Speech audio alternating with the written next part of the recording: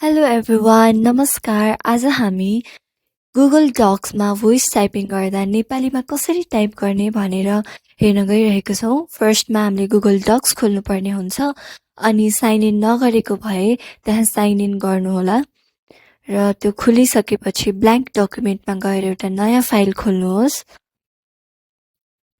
हामी यहाँ blank document एउटा नयाँ फाइल खोल्दैछौँ अनि त्यसपछि त्यहाँनिर सबै खालका मेन्युहरू त्यहाँ डिस्प्ले हुनेछ र त्यसपछि त्यहाँ तलपट्टि फाइल एडिट भ्यू सँगसँगै टुल्स भन्ने अप्सन पनि आउँछ र त्यसलाई क्लिक गर्दाखेरि तल भोइस टाइपिङ भनेर देख्न सक्नुहुनेछ र त्यो क्लिक गर्नुहोला। त्यो नभए सर्टकट की Ctrl+Shift+S युज गर्दा पनि हुन्छ।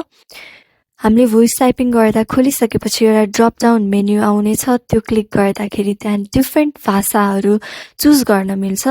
त्यो तल स्क्रोल गर्दै जानुभयो भने नेपाली भनेर पनि देख्न सक्नुहुनेछ। हामी यहाँ नेपालीमा क्लिक गर्दैछौँ र बोल्नको लागि त्यो माइक्रोफोनमा क्लिक गर्नुपर्ने हुन्छ। मैले यहाँ क्लिक गरेर नमस्कार, मेरो युट्युब च्यानलमा यहाँहरूलाई धेरै धेरै स्वागत छ। मैले यस्तो भनेको यहाँ टाइप भएको देखिहाल्नुभयो। यसै प्रकार हामीले गुगल डक्समा नेपालीमा भोइस टाइपिङ गर्न सकिन्छ। यहाँहरूलाई यो भिडियो मन परेमा लाइक गर्नुहोला तथा यस्तै खालका अरू भिडियोहरू हेर्नको लागि मेरो च्यानललाई सब्स्क्राइब गर्न नबिर्सिनुहोला।